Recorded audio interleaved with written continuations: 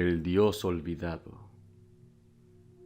En la cúspide del origen del mundo, dentro del oscuro abismo del espacio, Amamus, el primero de los de su clase, tras enamorarse de la estrella más brillante del firmamento, creó dentro de su grandeza su creación más perfecta.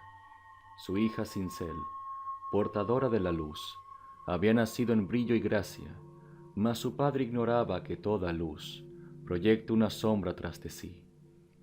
De los residuos sin vida de la estrella, se asomaba un ser más oscuro que la noche misma. Rin, una criatura amorfa, formada de la oscuridad, se arrastraba adolorida hacia los brazos de su padre. No obstante, presa del miedo, la humillación y odio que le generaba aquel hijo bastardo, exilió vilmente a esta criatura al mundo mortal de Tenenmen, con la esperanza de que su descenso fuese su perdición.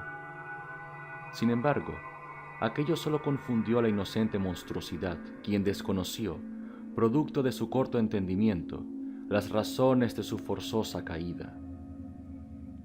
Los años pasaron, pero a pesar de su naturaleza de deidad, los mortales desde los cimientos de sus civilizaciones lo conocieron como el Oscuro, un ser cargado del odio del mundo junto a sus aberrantes criaturas nacidas de su vientre. Su culto era casi inexistente, pues las criaturas nacidas en su oscuridad fueron tan marginadas como el Dios olvidado. No obstante, la inocencia de aquel Dios lo llevó a embarcarse en una encrucijada sin sentido para reclamar su lugar junto a su padre. Sus intenciones nunca fueron la maldad, pero era su ambición aquella que le forjó una escalera a un ascenso lleno de peldaños de muerte, destrucción y manipulaciones. Tal fue el caso, que su locura lo llevaría a raptar a su hermana para ocupar el vacío que generaría en su padre tras la pérdida de su hija.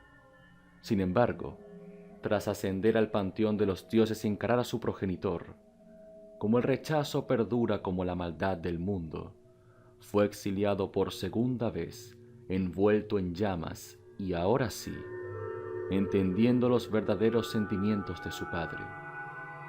El segundo descenso fue más doloroso, pero su martirio perduraría una vez que su hermana, cumpliendo con su deber, entierra a su hermano en los recovecos más oscuros de una dimensión que posteriormente este ser apodaría como el Averno. Su alma corrupta, nacida en oscuridad, perduraría en el Tártaro, mas aquello no sería el desenlace de su historia. El mundo lo conoció como el Oscuro, aquel que llora en los avernos con lágrimas amargas de dolor. Lo juzgó sin conocer su versión de la historia y lo volvió el monstruo que nunca estuvo destinado a ser.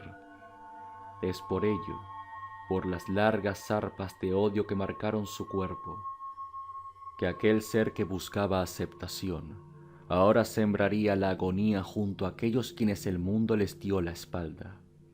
Elfos oscuros, demonios, deidades o cualquier criatura marginada, todas bajo su yugo se rebelarían contra aquellos que los denominaron infames desde su concepción. La influencia de sus adalides, quienes eran tan corruptos como él, unió a las etnias inadaptadas en un solo ejército, una sola voz que más que un cambio, vociferaban aversión en contra de quienes carecían de sus necesidades. Sin embargo, aquellos que lo veneran desconocen las complejidades de su alma corrupta, pues si bien el nacimiento de estos se une inequívocamente a él, la destrucción de Tenenmen en su totalidad era aquello que lo motivaba.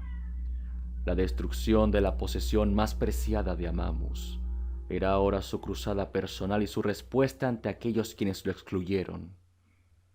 No obstante, las almas que padecerían ante su venganza, incluyendo aquellos quienes lo apoyan ciegamente, serían condenadas al vacío eterno, sin inmutar al monstruo que Tenenmen formó.